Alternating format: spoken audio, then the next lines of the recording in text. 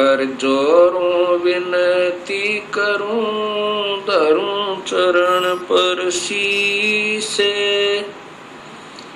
गुरु राम देवानंद जी महाराज ने दियो नाम बख्शीसे।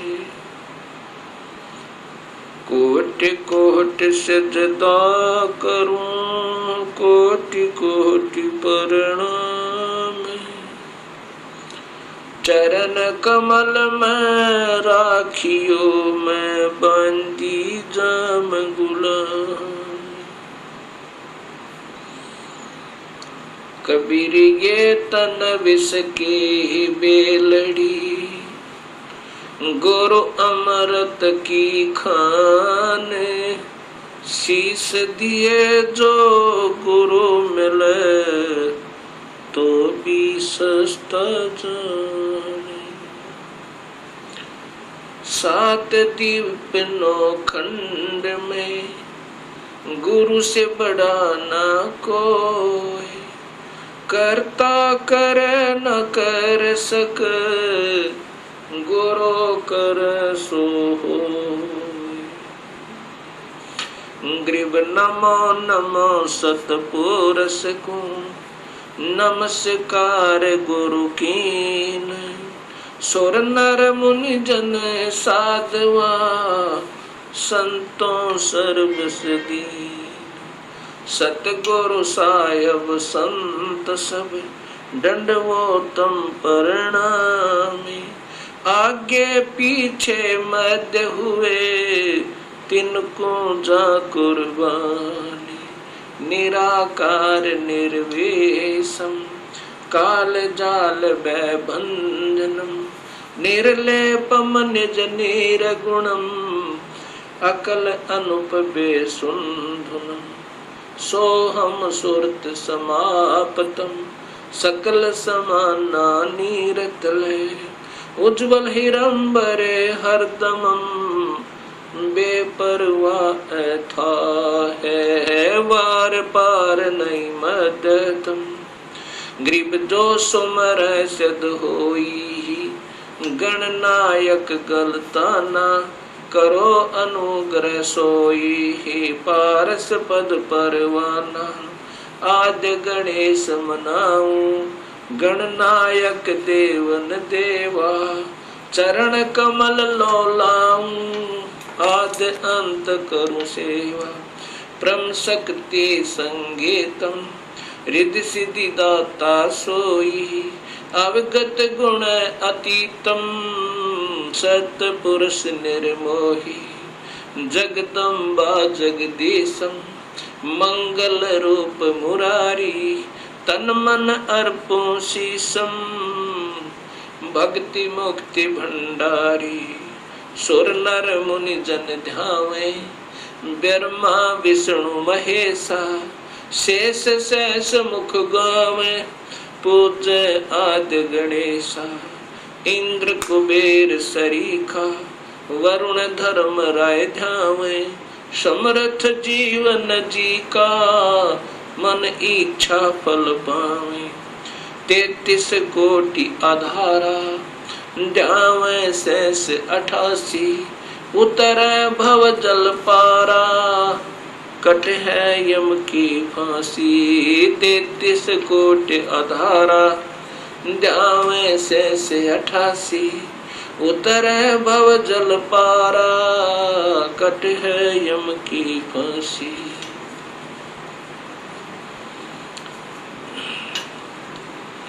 कबीर लूट सको तो लूटियो, राम नाम की लोटी।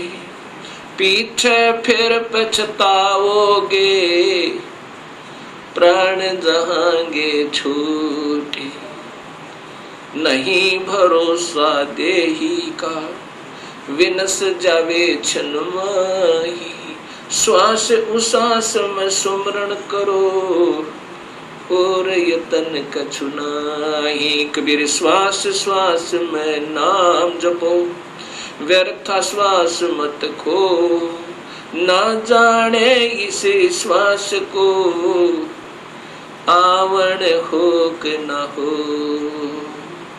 राम रटत कोठी भलो, चू चू पड़े जो चामे, ये कंचन दे किस काम की, जा मुख नाही नाम।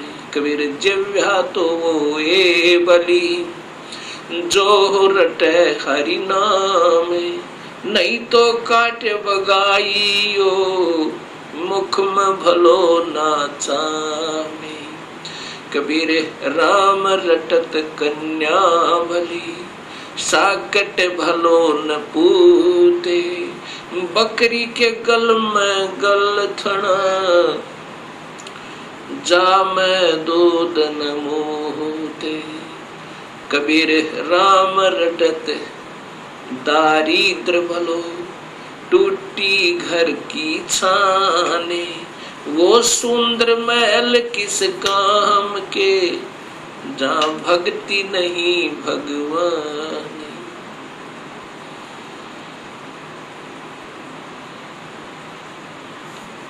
परमपिता परमात्मा पूर्ण ब्रह्म भगवान कबीर साहिब की असीम कृपा से परिभाषा प्रभु की सर्वभक्त समाज के समक्ष पहुंची। इस सत्य ज्ञान को श्रवण करके तथा टीवी के ऊपर देखकर हजारों की संख्या में भक्त आत्माओं के श्रद्धा भरे पत्र तथा साथ में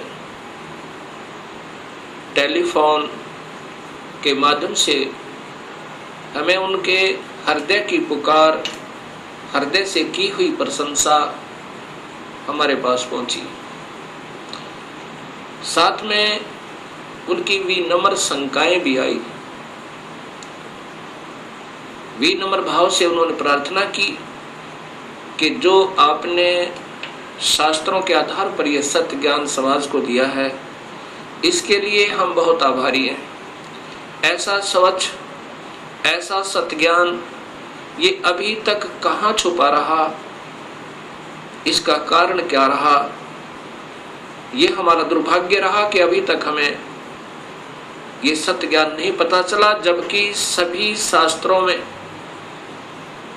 और जो का तो प्रमाण मिला।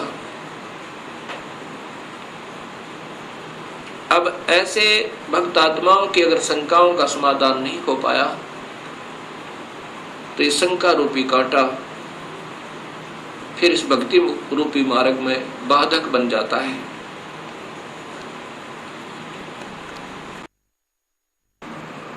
इसके लिए सर्वप्रथम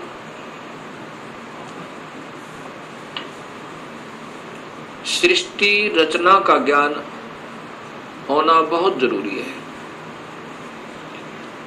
जब तक हम सृष्टि रचना को ढंग से नहीं समझ पाएंगे, तब तक हम इस सत्य ज्ञान को नहीं कैच कर सकते, नहीं पकड़ सकते, नहीं समझ सकते। सृष्टि रचना के बारे में अभी तक समाज को, भगत समाज को, अपना कोई समाज नहीं है, कोई धर्म नहीं है हमारा एक ही धर्म है, मानव धर्म, और जीव अपनी जाति है। ये सबसे पहले हमने याद रखना चाहिए। जीव हमारी जाति है, मानव धर्म हमारा, हिंदू मुस्लिम सिख ईसाई ये धर्म नहीं कोई न्यारा है। हम एक पिता की संतान हैं, हमारा एक ही बाप है, वो कुल मालिक पूर्ण परमात्मा। और पिछले इतिहास को अगर हम देखें, उसमें ना कोई हिंदू था, ना मुसलमान, ना सिख, ना ईसाई। आज हम कोई हिंदू बना हुआ है, इस मानव शरीर के समाप्त होने पर भक्तिहीन प्राणी अपने संस्कारवश कभी पशु बन जाएगा, कभी पक्षी बनेगा, कभी पानी के जलचर बन जाएंगे। जब हम पशु होंगे तो हमारी पशु जाति होगी, और जब हम पक्षी होंगे तो हम पक्षी जाति के प्राणी होंगे। और ये भी हो सकता है कि हमारा कोई पुण्य संस्कार बचा हुआ हो, पुनर्जन्म मानव का हो, तो हम, कोई हिंदू है वो मुसलमान के घर जन्म लेगा, क्योंकि हमारे पिछले संस्कार रले मिले हैं, अलग नहीं है। सिख धर्म लगभग 300 वर्ष पूर्व 10वें गुरु गोविंद सिंह जी के द्वारा ये निर्मित हुआ, इसका उत्थान हुआ। उससे पहले सब हिंदू थे। उनके पिछले नाम राजा राम, कृपा राम, रामचंद्र, चंद्रभान, इस प्रकार के हैं। 3-4 पीढ़ी से पूर्व के जितने पूर्वज हैं वो इन नामों पर हैं। ऐसे ही इससे पहले मुसलमान धर्म नहीं था। हजरत मोहम्मद जी ने एक विशेष पवित्र मार्ग बनाया था भक्ति का, लेकिन आने वाले समय में इसमें बहुत त्रुटियां बन गई। ऐसे ही पहले ईसा जी ने एक निर्मल भक्त समाज तैयार किया था, उससे पूर्व अब्राहिम जी ने, ऐसे ये आदम जी से पहले हिंदू धर्म था, और हिंदू से पहले केवल आर्य हुआ करते थे, कोई धर्म नहीं था। अब हमने ये विचार करना पड़ेगा कि हम दो नहीं हैं। जहां से भी भक्ति प्रारंभ होती है वो निर्मलता के आधार पर है। बीड़ी, शराब, मांस, तमाकू उसमें कभी प्रयोग नहीं होता, और केवल एक प्रभु की ही साधना प्रारंभ होती है। आने वाले समय में उसमें त्रुटियां आ जाती हैं। मनमुखी गुरु लोग उसमें ढेर सारी त्रुटियां पैदा कर देते हैं, और जिसके कारण वो समाज का प्रारूप बदल जाता है। भक्त समाज का, उस धर्म का एक प्रारूप बदल जाता है, वास्तविकता नहीं रहती। फिर ऐसे ही सदियों उपरांत फिर ये मार्ग प्रारंभ होता है। उसमें प्रारंभकर्ता को कठिनाइयां अवश्य आती हैं। समाज समझता है कि ये निंदक है, सभी को की साधनाओं को गलत बता रहा है। बिल्कुल नहीं, गलत उनको लगेगा ये मार्ग जिनको स्वयं शास्त्रों का ज्ञान नहीं, और उनके गुरुदेव अधूरे हैं, जिन्होंने आज तक ये नहीं बताया कि ये सृष्टि कैसे रचेगी, जबकि शास्त्रों में विद्यमान है ये सारा ज्ञान। अब सबसे पहले हमने सृष्टि रचना का सही ज्ञान होना चाहिए। तो अब दास आपको सृष्टि रचना बताना चाहेगा। सर्वप्रथम केवल एक ही प्रभु था, उसका नाम कबीर है। वास्तविक नाम उस परमात्मा का कबीर है। वो अनामी लोक में, अकय लोक में रहता था, और वहीं पर हम सब जीव उसी परमेश्वर कबीर में समाये हुए थे। उसके बाद उस परमात्मा ने स्वयं प्रकट होकर, अर्थात अपने उस अनामी लोक में स्वयं ही 3 नीचे के लोकों की ओर रचना की। अलख लोक, अगम लोक, फिर अलख लोक, और नीचे का सतलोक। फिर सतलोक में आकर के उस परमेश्वर ने अन्य रचना की। सर्वप्रथम एक शब्द से 16 द्वीपों की रचना की। उसके बाद 16 शब्द फिर उच्चारण किए, उनसे अपने 16 पुत्रों का निर्माण किया, उनकी शब्द से उत्पत्ति की, वचन से। और उनको उन 16 द्वीपों में रहने की आज्ञा दी। उनमें से एक पुत्र अचिंत को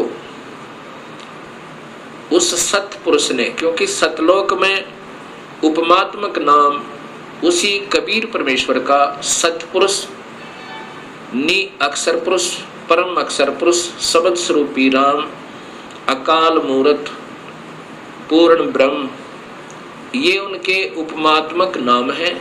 और वास्तविक नाम उस परमेश्वर का कबीर है।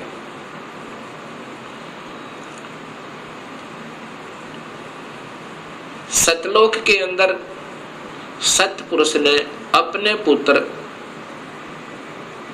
अचिंत से कहा कि आप यहाँ की अन्य सृष्टि रचना को करो मेरी शक्ति तक। अचिंत ने अपनी शब्द शक्ति से अक्षर पुरुष परब्रह्म की उत्पत्ति की और उससे कहा कि मेरा सहयोग दो यहाँ सतलोक में अन्य सृष्टि रचना करने का। अक्षर पुरुष अर्थात ये परब्रह्म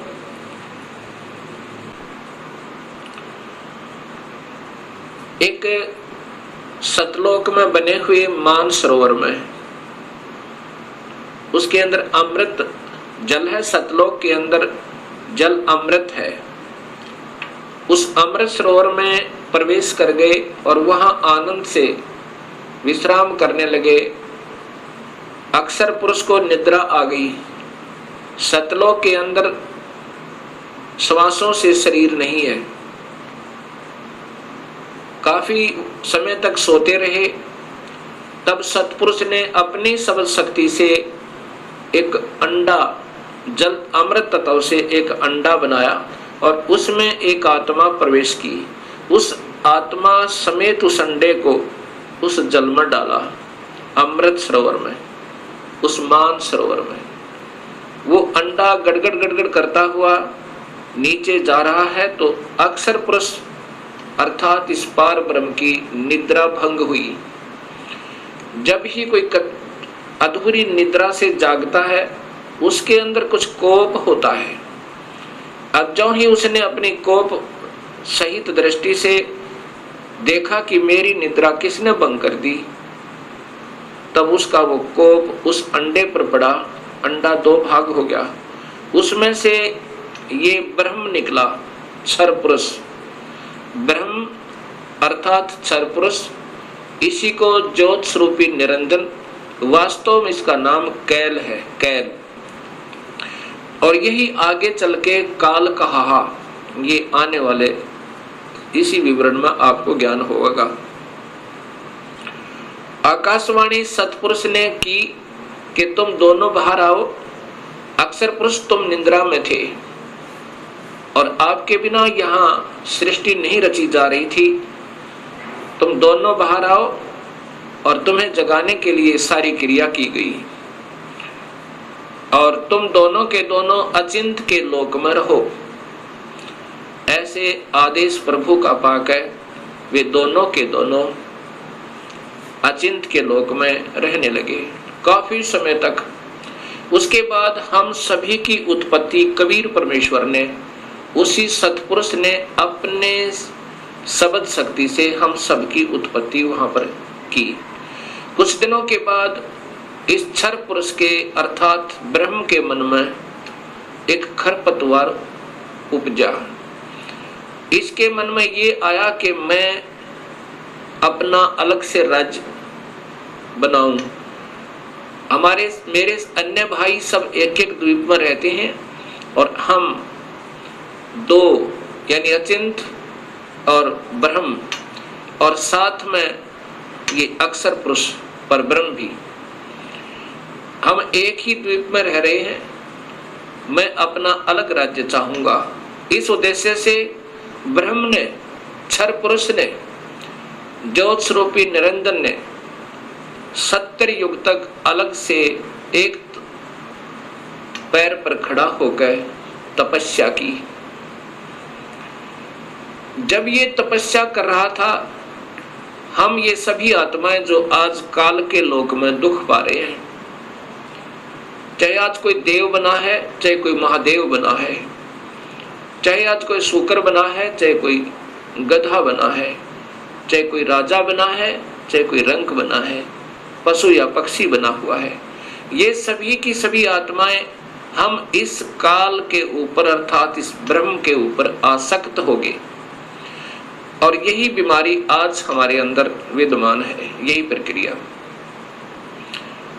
जैसे ये नादान बच्चे किसी हीरो और हीरोइन को देखकर उसकी अदाओं के ऊपर इतने आसक्त हो जाते हैं कि वो अगर आसपास कहीं किसी शहर में वो हीरो, वो अभिनेता या अभिनेत्री आ जाए, लाखों की संख्या में उनके दर्शनार्थ भीड़ उमड़ जाए और लेना एक न देने दो, कुछ मिलना नहीं उससे। ऐसी हमारी वृत्ति वहां बिगड़ी थी सत्यलोक में। हम वहां रहा करते थे अपने पिता के पास, कोई दुख नहीं था, कोई मृत्यु नहीं थी, हमारे परिवार थे, हम प्यार से रहा करते थे। लेकिन वहां हम अपने पति भर्ता पद से गिर गए, अपने मूल मालिक उस पूर्ण ब्रह्म जो सर्व सुखदायी सदा सहाय आत्मा का आधार वास्तव में भगवान है, जो जीव को दुखी नहीं करता, जन्म मरण के कष्ट में नहीं डालता, कुत्ते और गधे नहीं बनाता, उसको छोड़कर और हम इस काल यानी ब्रह्म के ऊपर आसक्त होगी। जब इसने सत्युग तप कर लिया, तब पूर्ण परमात्मा ने, पूर्ण ब्रह्म ने, सतपुरुष ने पूछा भी क्या चाहता है तू काल, कैल क्या चाहता है, ब्रह्म तू क्या चाहता है। तब इस ज्योत स्वरूपी निरंजन ने कहा कि पिताजी, ये स्थान जहां मैं रह रहा हूं ये कम है, मुझे अलग से राज्य दो। तब उस पूर्ण ब्रह्म ने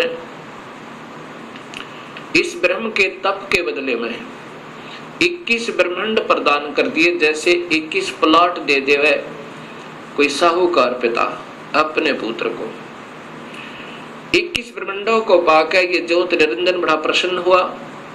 कुछ दिनों के बाद इसके मन में आया कि इसमें कोई अन्य रचना करूं, उसके लिए कुछ सामान पिताजी से मांगू। इसने सत्ययुग तप फिर किया। तब सतपुरुष ने पूछा कि आप क्या चाहते हो, आपको 21 ब्रह्मांड प्रदान कर दिए। तब इस ब्रह्म ने कहा कि पिताजी, इसमें कुछ रचना करना चाहता हूं, कृपा रचना करने की सामग्री दीजिए। सतपुरुष ने इस ब्रह्म को 5 तत्व और 3 गुण प्रदान कर दिए। इसके बाद इसने सोचा कि ब्रह्म ने सोचा कि इसमें जीव भी हो, मेरा अकेले का मन नहीं लगता। इस उद्देश्य से 64 युग तप फिर किया। तब सतपुरुष ने पूछा कि क्या चाहता है ज्योत निरंजन, अब तो तुझे मैंने जो मांगा सो दे दिया। तब ब्रह्म ने कहा पिताजी, कृपा मुझे जीव प्रदान करो, मेरा अकेले का दिल नहीं लगता है। उसमें पूर्ण ब्रह्म सतपुरुष कबीर परमेश्वर ने कहा कि ज्योत निरंजन, तेरे तप के बदले में राज्य दे सकता हूं और ब्रह्मांड चाहिए वो दे सकता हूं, परंतु ये अपनी प्यारी आत्मा, अपना अंश नहीं दूंगा तुझे। ये तो तेरे किसी भी क्रिया, धर्म, धार्मिक क्रिया से, तप से, किसी भी जप से नहीं दूंगा। हाँ, यदि वो स्वयं कोई जाना चाहता है अब सब इच्छा से, कोई हंस आत्मा, कोई भक्त आत्मा, तो मैं स्वीकृति दे सकता हूं, नहीं तो मैं अपनी इच्छा से नहीं कहूंगा, ये मैं नहीं दे सकता। इस बात को सुनकर ये ब्रह्मचर्य पुरुष ज्योत स्वरूपी निरंजन अर्थात जो भविष्य में फिर काल कहलाया, हमारे पास आया। आज हम जितने भी ये दुखी आत्मा इस काल के 21 ब्रह्मांड में पीड़ित हैं, हमारे पास ये ब्रह्म आया और हमसे कहा कि मैं वहाँ अलग से ब्रह्मांड लिए हैं मेरे पिताजी से अपने तप के बदले में। वहाँ ऐसे स्वर्ग बनाऊंगा, महास्वर्ग बनाऊंगा और ऐसे दूधों की नदी बहाऊंगा, झरने बनाऊंगा। क्या आप मेरे साथ चलना चाहते हो? तब हम सभी ने जो यहाँ काल के 21 ब्रह्मांडों में पीड़ित है, कहा कि यदि पिताजी हमें आज्ञा दें तो हम चलने को तैयार हैं। इस बात को सुनकर ज्योत स्वरूपी निरंजन कबीर परमात्मा के पास आया और उससे कहा कि पिताजी, कुछ आत्माएं हमारे साथ चलने को तैयार हैं।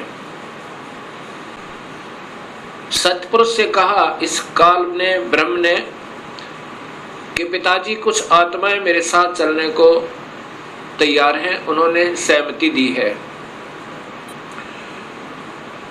तब पूर्ण परमात्मा सतपुरुष अर्थात कबीर देव ने, कबीर साहिब ने कहा कि यदि वो मेरे सामने स्वीकृति देंगी, जितनी भी आत्माएं हैं जो तेरे साथ जाना चाहते हैं, तो मैं उनको आज्ञा दे दूंगा। ऐसा कहकर के सतपुरुष हम सभी आत्माओं के पास आया जो आज काल के लोक में कैद में बंद हैं।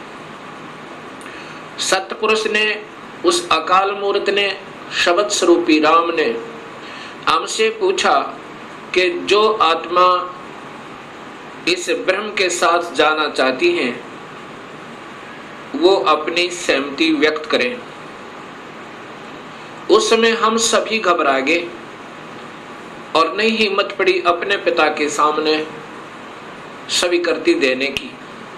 उस समय एक आत्मा ने सर्वप्रथम हिम्मत किया, डेयर किया और कहा कि पिताजी, मैं इस ब्रह्म के साथ जाना चाहता हूं। उसकी देखा देखी फिर हम सभी ने स्वीकृति दे दी।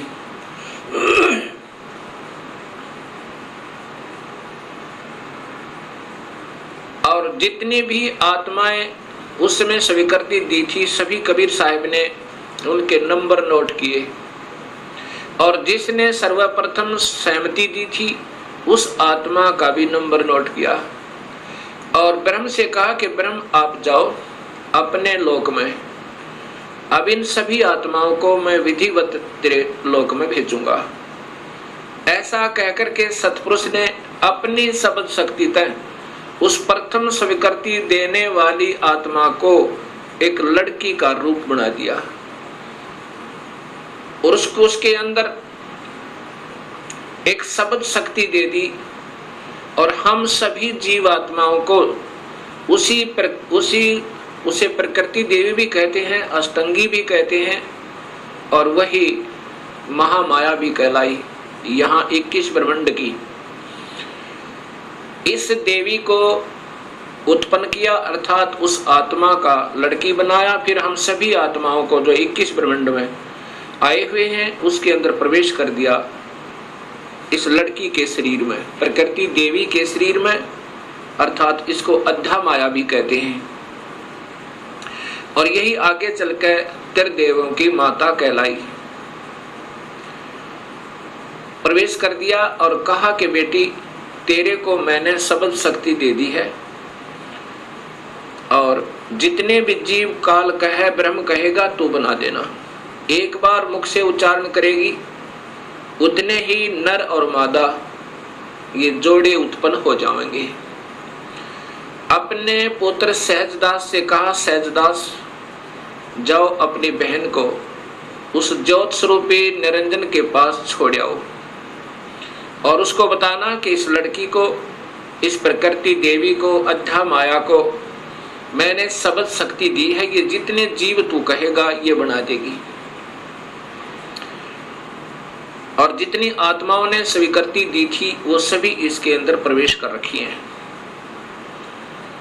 सहजदास प्रकृति देवी को लेकर, अध्यामाया को लेकर ज्योत निरंजन के पास आया, उसके पास छोड़ दिया और कहा कि पिताजी ने ऐसे ऐसे कहा है, इस लड़की के पास शब्द शक्ति है और जितने जीव तू कहेगा ये नर और मादा अपने शब्द से उत्पन्न कर देगी। ऐसा कह करके सहजदास अपने लोक में लौट आया, अपने द्वीप में आ गया। युवा होने के कारण लड़की का रूप निखरा हुआ था। इस ज्योत स्वरूप निरंजन ब्रह्म अर्थात क्षर पुरुष के मन में नीचता उत्पन्न हुई, जो आज सब जीवों में विद्यमान है। वही व्यक्ति, वही प्रक्रिया, वही ये बुरी आदत युवा लड़की को देखकर उसके साथ बद व्यवहार करने की चेष्टा इस क्षर पुरुष ने अर्थात ज्योत स्वरूपी निरंजन ने की। लड़की ने, प्रकृति देवी ने कहा कि ज्योत निरंजन तू होश में आ जा, तू और मैं एक ही पिता की संतान है। पहले तेरी उत्पत्ति हुई उन्हीं के शब्द थे अंडे में और उन्हीं ने मुझे उत्पन्न किया। तू और मैं बहन और भाई हैं। बहन भाई का ये कर्म पाप का भागी होता है। तू मान जा मेरी बात। ज्योत निरंजन ने एक भी बात उस लड़की की नहीं सुनी और मदहोश होकर, विषय वासना के वश होकर, काम वश होकर उस लड़की को पकड़ने की चेष्टा की, दुष्कर्म करने के लिए। लड़की ने अपनी इज्जत बचाने का और कहीं स्थान ना पाकर, जो ही उस काल ने, ज्योत स्वरूपी निरंजन ने, क्षर पुरुष ने ऐसे मुंह खोला हुआ था आलिंगन करने के लिए, ऐसे बाजू फैलाई थी, उसी समय लड़की ने छोटा रूप बनाया, सूक्ष्म, बहुत सूक्ष्म, और उसके पेट में चली गई अपनी इज्जत रक्षा के लिए। वहां से अपने पिता से पुकार की, हे परम पिता, हे सतपुरुष, हे कबीर परमेश्वर, मेरी रक्षा करो। इस प्रकार मैं काल से अपनी इज्जत रक्षा के लिए, इस ब्रह्म से अपनी इज्जत रक्षा के लिए इसके पेट में प्रवेश हूं और मुझे आकर मेरी रक्षा करो, मुझे बचाओ इससे। उसी समय कबीर परमेश्वर ने अपना ही दूसरा रूप अपने पुत्र योग संतायन अर्थात योग जीत, उसे जोग जीत भी कहते हैं, योग जीत का रूप बनाकर काल के 21 ब्रह्मांडों में प्रकट हुए और कहा कि ज्योत स्वरूपी निरंजन तूने जुल्म कर दिया। आपने ये ऐसा जुल्म कर दिया, ऐसे कर्म करने वाले पाप आत्मा को इस सच्चे लोक में ये श्राप, ये कर्म, ये पाप लगता है कि 1 लाख जीवों का, मनुष्य शरीरधारी जीवों का रोज आहार करेगा और 1.25 लाख की उत्पत्ति करेगा। पिताजी ने आदेश दिया है मुझे कि आप यहाँ से निकल जाइए अपने 21 ब्रह्मांड को लेकर, और लड़की को उसके पेट से निकाल दिया, प्रकृति देवी को इस ब्रह्म के पेट से निकाल दिया और उनको 21 ब्रह्मांड समेत और दोनों को वहां से निष्कासित कर दिया और कहा कि प्रकृति तूने स्वयं अपने पैर पर कवाड़ा मारा है, अपने पिता से दूर होगी तू, अब इसकी सजा तू ही पावेगी और जाओ यहाँ से 21 ब्रह्मांड लेकर आप चले जाओ। इतना कहते ही 21 ब्रह्मांड वायुयान की तरह वहां से चल पड़ा और वहां से सतलोक से 16 शंख कोश की दूरी पर नील पद्म शंख यानी 16 मिलियन 16 शंख कोस की दूरी पर ये 21 ब्रह्मांड आकर के स्थिर कर दिए कबीर परमेश्वर ने अपनी शक्ति तय। अब इस ज्योत स्वरूपी निरंजन के मन में फिर यही नीचता फिर उठी और कहा कि अब मेरा कौन क्या बिगाड़ सकता है, अब मैं मनमाना करूंगा। उस लड़की ने, प्रकृति देवी ने फिर प्रार्थना की कि ज्योत निरंजन अब भी तू मान जा। पहले तो आप और मैं एक ही पिता की संतान हैं, और दूसरे मैं तेरे पेट से होकर आई हूं। ये कर्म, अब मैं तेरी बेटी बन गई। प्रथम तो बहन और भाई का ये पाप कर्म महापाप का कारण, और दूसरे मैं तेरी बेटी हुई आपके पेट में होकर आई, और बाप बेटी का ये जुल्म अच्छा नहीं। मान जा मेरी बात, मेरे पास सब शक्ति है पिताजी की दी हुई, और जितने जीव तू कहेगा मैं बना दूंगी।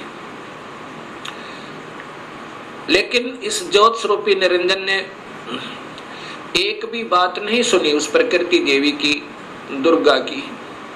जबरदस्ती शादी की, और एक ब्रह्मांड में एक ऐसा स्थान बना रखा है इस काल भगवान ने, ब्रह्म भगवान ने। वहां पर ब्रह्मलोक कहते हैं उसको। उस ब्रह्मलोक के अंदर इसने 3 स्थान बना रखे हैं, एक रजोगुण प्रधान, एक सतोगुण प्रधान और एक तमोगुण प्रधान। जब ये सतोगुण रजोगुण प्रभावित क्षेत्र में इस दुर्गा को अपनी पत्नी के रूप में रखता हुआ वहां रहता है, उस समय जो पुत्र की उत्पत्ति होती है उसका नाम ब्रह्मा रख देता है, उसको रजोगुण बना देता है। उसके बाद ये दोनों उस स्थान पर आ जाते हैं जो सतोगुण प्रभावित होता है। वहां पर जो पुत्र उत्पन्न होता है उसके अंदर सतोगुण आ जाते हैं, उसके अंदर सतोगुण आ जाते हैं, और उसका नाम ये विष्णु रखते हैं। तीसरे स्थान को तमोगुण प्रभावित बना रखा है। वहां रहकर अब इसी प्रकृति देवी दुर्गा के साथ जो पुत्र उत्पन्न करता है उसका नाम रुद्र शंकर शिव रखता है। ऐसे ही हर ब्रह्मांड के अंदर इस काल भगवान ने, ब्रह्म भगवान ने ये ब्रह्मलोक बनाए हैं, और वहां पर ये ऐसे ही कुछ समय के लिए प्रकृति देवी को अपने साथ रखता है, और उसके बाद वहां से अंतर्ध्यान हो जाता है। अब जब इसने इस लड़की को, प्रकृति देवी को बदनजर से देखा था, और ये लड़की प्रकृति देवी ने इसके पेट में शरण पाई थी, ज्योत निरंजन के पेट में, और फिर सतपुरुष ने अपने पुत्र जोगजीत का रूप बना करके आकर उसको निकाला था। उस दिन से इसका नाम काल पड़ा। कहा था कि आज से तेरा नाम काल होगा, और 1 लाख जीवों का, मनुष्य शरीरधारी प्राणियों का रोज आहार करेगा, और 1.25 लाख की उत्पत्ति किया करेगा। ये वहां पर सतलोक के अंदर ऐसा दुष्कर्म करने वाले को सबतः पाप लग जाता है। अब ज्योत स्वरूपी निरंजन काल ने अपनी पत्नी से कहा कि मैं ऐसे स्थान पर रहूंगा जहां पर कोई नहीं आ सकता, और आज के बाद मैं किसी भी 20 ब्रह्मांड के अंदर किसी भी व्यक्ति को, किसी भी प्राणी को आकार रूप में दर्शन नहीं दूंगा। मुझे निराकार समझा करेंगे, लेकिन मैं अपने वास्तविक रूप, काल रूप में, अपने 21वें ब्रह्मांड में रहा करूंगा। वहां पर कोई नहीं आ सकता, ना ब्रह्मा आ सकता, ना विष्णु आ सकता, ना शिव आ सकता, और ना ही कोई वेदों में के अनुसार साधना करने वाले साधक आ सकते। मैं वहां रहा करूंगा और सर्व कार्य मैं गुप्त रूप से किया करूंगा। तब प्रकृति देवी ने कहा कि निरंजन, मैं तेरे वश होगी, अब कुछ भी नाच नचा। इतने बड़े ब्रह्मांडों को, इन 20 ब्रह्मांडों को मैं कैसे चलाऊंगी एक स्त्री की जाति, और तू मुझे छोड़कर जा रहा है, कहता मैं आज के बाद किसी को दर्शन नहीं दूंगा। तब ज्योत स्वरूप निरंजन अर्थात इस काल भगवान ने, ब्रह्म ने कहा कि प्रकृति चिंता ना करे, जो कुछ भी करूंगा वो मैं ही करूंगा, तुम तो निमित्त मात्र होगे और ये बच्चे ब्रह्मा विष्णु महेश ये भी केवल निमित्त होंगे, इन सब का रिमोट मेरे पास होगा, सब कार्य मैं करवाऊंगा, तू चिंता मत कर। और जब ये बच्चे थोड़े से सियाने हों इनको अचेत कर देना, जब ये बाल अवस्था से ऊपर उठे इनको अचेत कर देना और मेरा भेद मत बताना, ये समझ लेना ध्यान से, अगर मेरा भेद तूने इनको बताया तो मेरे से बुरा नहीं होगा। ऐसे उसको डरा धमका दिया। इस प्रकार ये काल उसके बाद निराकार कहलाता है, लेकिन ये आकार में अपने उस काल लोक में विद्यमान रहता है। जब ये बच्चे ब्रह्मा विष्णु महेश सियाने हुए तब तक इनको अचेत रखा गया। जब ये सियाने हुए उसमें ब्रह्मा को कमल के फूल पे, विष्णु को शेष सैया पे और शिव को एक कैलाश पर्वत पे इनको बेहोश रखा हुआ था और फिर वहां पर सचेत कर दिया। सबसे पहले ब्रह्मा को कमल के फूल पे इसी स्वयं ब्रह्म ने, काल ने अपने ही नाभि से एक कमल प्रकट किया। वो महाविष्णु, महाब्रह्मा, महाशिव रूप में, 3 रूप में ब्रह्मलोक में रहता है हर ब्रह्मांड के अंदर। उस समय ब्रह्मा को उस कमल के फूल पर रख दिया। ब्रह्मा को ये नहीं मालूम कि मैं कहां से उत्पन्न हुआ, कौन मेरा माँ है, कौन मेरे पिता है। उसके बाद आकाशवाणी हुई कि तुम तप करो। ब्रह्मा ने 1000 वर्ष तक तप किया। फिर आकाशवाणी हुई कि सृष्टि करो। तब ब्रह्मा ने सोचा कि मैं काहे की सृष्टि करूं, सब जगह जल ही जल है, कहीं पृथ्वी दृष्टि गोचर नहीं हो रही है। इतने में मधु और कैटब नाम के 2 राक्षस काल ने प्रेरित करके और ब्रह्मा की ओर भेज दिए। ब्रह्मा डर के मारे उस कमल के फूल को के डंठल को पकड़कर नीचे उतर गया बहुत स्पीड तक। नीचे जब आया तो उसी जल के ऊपर एक शेष सैया पर चतुर्भुज रूप में एक व्यक्ति सो रहा है। उसके हाथों में शंख, चक्र, गदा, पद्म है। जब ब्रह्मा वहां पहुंचा उसी समय उस वो विष्णु जी थे जो त्रिलोकीय विष्णु जी थे, उनमें से एक शक्ति निकली, वो आकाश में छा गई। उस समय ये ब्रह्मा विष्णु जी होश में आए। इतने में मधु और कैटब भी पहुंच गए। मधु और कैटब के साथ भगवान विष्णु ने 5000 वर्ष तक युद्ध किया, वो नहीं मरे। फिर उस शक्ति ने जो आकाश में छाई थी एक लड़की का रूप बनाया, देवी का, और मधु कैटब को मोहित किया, अपनी ओर आकर्षित किया अपनी कलाओं से, अदाओं से। जब मधु और कैटब उस लड़की की तरफ देखने लगे तो विष्णु जी ने पीछे से उनकी गर्दन पकड़कर दोनों को मार डाला। अर्थात 5000 वर्ष तक भगवान विष्णु से 2 राक्षस नहीं मरे। वो भी तब मरे जब उस माता ने सहयोग दिया, उनको अट्रैक्ट कर लिया, आसक्त कर लिया। इससे 2 बातें सिद्ध होती हैं कि ये समर्थ नहीं है। जब 5000 वर्ष तक 2 राक्षस नहीं मर पाए भगवान विष्णु से, तब ब्रह्मा जी और विष्णु 2 थे। इतने में रुद्र अर्थात ये शिव भी वहीं प्रकट हो गया। ब्रह्मा जी देवी भागवत महापुराण में बताता है कि फिर हम तीन हो गए, ब्रह्मा, विष्णु और शिव। तब देवी ने कहा कि तुम तीनों देवता अपने अपने कार्य को ध्यान से सुनो और उस पर संलग्न हो जाओ। ब्रह्मा जीवों की उत्पत्ति करवावे, उनको रजोगुण प्रभावित करके, ये केवल इतने ही ब्रह्मा हैं। और विष्णु फिर इनके आपस में सतिथि बनाए रखा है, मोह ममता में फंसाए रखा है, ये विष्णु जी की ड्यूटी है। और शिव की ड्यूटी है कि ये संहार करे।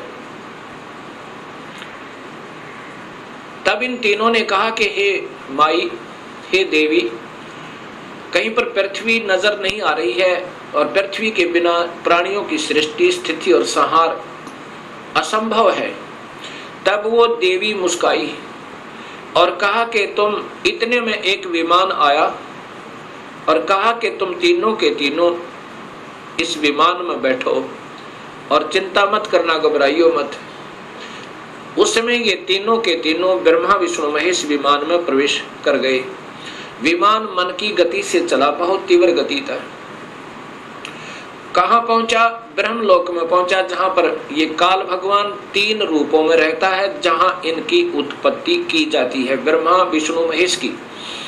और वहां पर कोई नहीं जा सकता, ना वेद विधि से, किसी साधना तक, ना तप से, ना यज्ञ से, ना हवन से, किसी प्रकार से नहीं जा सकता, ना किसी जप से। वहां पर तो ये अपनी कृपा से ही ले जा सकता है, ये काल भगवान सोचल सिद्ध करके। वहां जाकर के इन्होंने क्या देखा?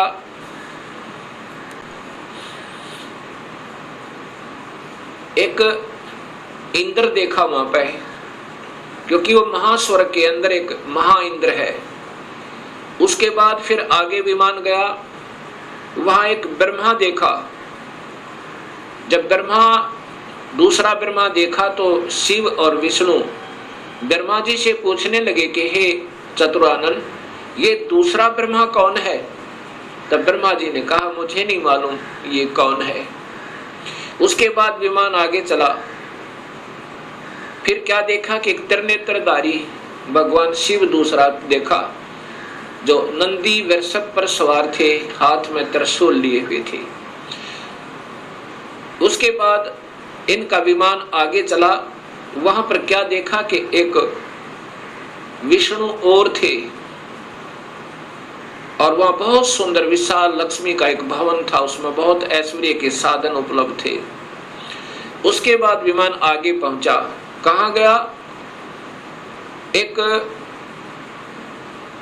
माई बैठी थी, जिसके शरीर में जैसे हजारों बिजलियां चमक रही हो, इतना तेज था, इतना नूर था, और वो प्रकृति देवी थी। ये ब्रह्मा, विष्णु, महेश की माँ थी, माँ है जो इन्होंने देखी। विमान वहां रुका। देवी एक विशाल भवन के अंदर विराजमान थी। तब उसने कहा कि तुम तीनों के तीनों जहाज से नीचे उतरो। हम नीचे उतरे।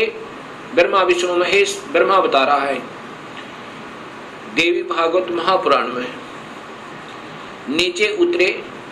तब विष्णु जी ने ध्यान से देखा और कहा कि ये तो अपनी माँ है। इस माई के दर्शन मैंने किए थे जब मैं बालक था, छोटा सा था। जब मैं बालक था, छोटा सा था, तब मैंने इस माई के दर्शन किए थे। इससे सब सिद्ध है कि इनका जन्म है और ये तीनों की माँ है। तब ब्रह्मा, विष्णु और शिव ने तीनों ने स्वीकार कर लिया कि ये ही अपनी जननी है। तब शिव जी कहते हैं, हे माता, जब आप ब्रह्मा को उत्पन्न करने वाली आप हैं, विष्णु भी जब आपके बालक हैं, तो ये तीसरा भी आप ही का बच्चा है। आप ही हमें गुप्त भेद नहीं बता रहे थे, अब हमने आप ही की कृपा से ज्ञान हुआ। अब इसका प्रमाण आपको सबसे पहले देवी भागवत महापुराण में देता हूं। पहले आपको देवी भागवत महापुराण से प्रथम शिव पुराण को दिखाता हूं, उसके बाद फिर आपको देवी भागवत महापुराण दिखाऊंगा। और ये शास्त्र पहले से उपलब्ध थे, कोई आज नहीं बनाए इस दास ने, क्योंकि जितने हमारे अभी तक शास्त्र विद रहे वो अल्पज थे, अधूरे ज्ञान युक्त थे, वो उनको इस सत्य मार्ग का पता नहीं था। इसलिए हमारे सभी पूर्वजों को भूत बना दिया, गीता विरुद्ध साधना करवा के, और पितर बनवा दिया गीता विरुद्ध साधना करवा के।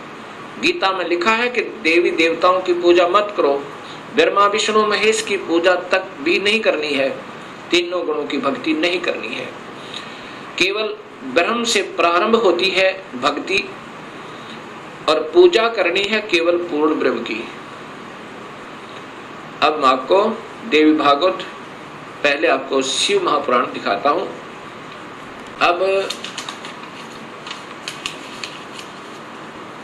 अब देखिएगा भक्तात्माओं, ये देवी भागवत महापुराण, शिव महापुराण, ये शिव महापुराण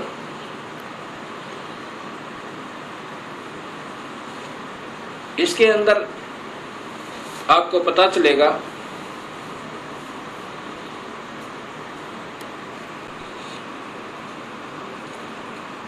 श्री शिव महापुराण भाषा सटीक सहितम, ये संस्कृत युक्त है, इसमें संस्कृत भी साथ है, और ये शिवा भाषा टीका टीकोत्तम, टीकाकार है डॉक्टर ब्रह्मानंद त्रिपाठी, साहित्य आयुर्वेद ज्योतिष आचार्य, MA PhD DMCA, ये टीकाकार हैं इनके, और ये आपके समक्ष है। इसमें क्या लिखा है यहाँ देखिएगा,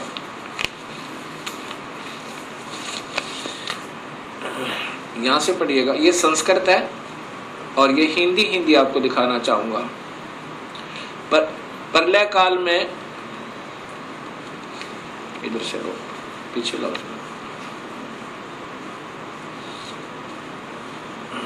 ए मुनिवर, प्रलय काल में भी शिव पार्वती का कभी वियोग ना होने के कारण ही काशी को अविमुक्त अक्षेत्र कहते हैं। प्राचीन काल में शिवजी ने इस अक्षेत्र का नाम पहले नंदनवन और बाद में अविमुक्त रखा था। हे देवर्षि नारद, आनंद वन में रमण करते हुए शिव पार्वती के मन में इच्छा हुई कि किसी दूसरे पुरुष का निर्माण किया जाए, जिसके ऊपर अपने इस महासागर को डालकर हम दोनों स्वच्छंद होकर वैराग्य धारण कर केवल काशीपुरी में निवास कर सकें। वही सदा सब कुछ करे, वही रक्षा करे, वही रक्षा करे, और अंत में मेरे अनुग्रह से वही सृष्टि का संवरण भी करे। चिंता रूपी लहरों से चलायमान चिंता रूपी समुद्र को बटोर कर रजोगुण रूपी विदुम से विस्तृत करे। अब यहाँ देखिएगा, ये ना अपने हिसाब से लगा रखेंगे। ऐसे विचार कर उस सर्वव्यापक भगवान ने उस पराशक्ति के 10वें अंग, ये 10वां अंग देखिएगा, ये ध्यान रखना, 10वें अंग अर्थात योनि में सुधार रूपी आवास का प्रयोग किया। ये दिखाना चाहते हैं आपको कि ये कहना क्या चाहते हैं हम। तब उससे तीनों लोकों में सुंदर एक पुरुष प्रकट हुआ, जो शांत एवं सतोगुण से युक्त था, गंभीरता में समुद्र के सम्मान तथा अक्षमावान था। हे मुनि, वह पुरुष इंद्र लक्ष्मणी के सदृश कांति वाला, अर्थात ये था कौन, ये देखिएगा नीचे। शिवजी ने कहा, जो पुत्र उत्पन्न हुआ उसको कहा सर्वव्यापक होने से तुम्हारा विष्णु यह प्रसिद्ध नाम होगा। ये देखिए ध्यान था, फिर देखिए सर्वव्यापक होने से, सर्वव्यापक होने से शिव ने कहा, शिव जी ने कहा सर्वव्यापक होने से के कारण तुम्हारा विष्णु यह प्रसिद्ध नाम होगा। अब इससे सिद्ध हो गया कि शिव जी से विष्णु की उत्पत्ति। एक बार फिर लीजिए,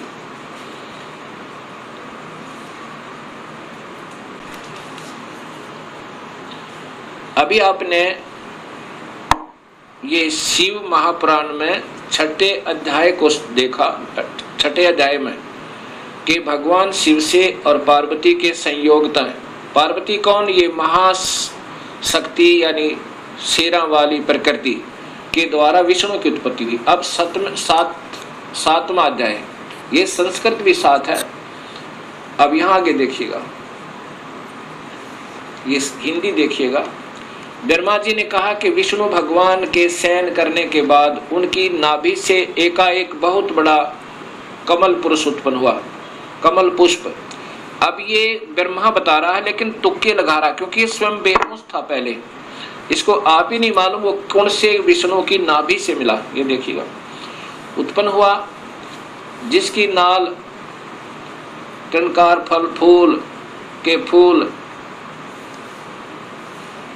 अब ज्यादा ना देख रही है, देखिएगा उस सांब शिव परमेश्वर भगवान शिव ने पहले की भांति जैसे विष्णु की उत्पत्ति की थी दुर्गा और काल के संयोग तय, पहले की भांति अपने दाहिने अंग से मुझे उत्पन्न किया।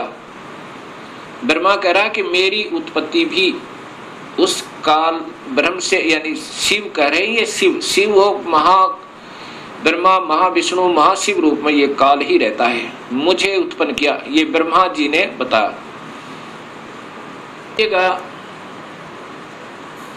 कई भक्तात्मा कहते हैं कि जो गीता प्रेस गोरखपुर से प्रकाशित पुस्तकें हैं वही विशेषकर आम भक्त समाज उनको सत्य मानता, एथेंटिक मानता है।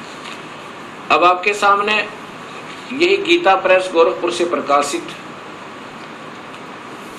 ये पुस्तक दिखाते हैं, शिव महापुराण।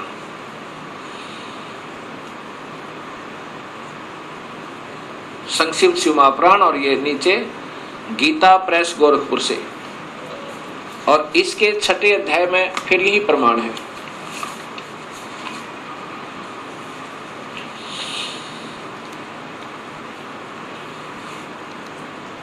अब इसी शिव महापुराण का ये छठा अध्याय है। ये शिव महापुराण अध्याय नंबर 6, उसके बीच से सुना रहा हूं, आप इसको खरीद कर देख भी सकते हो।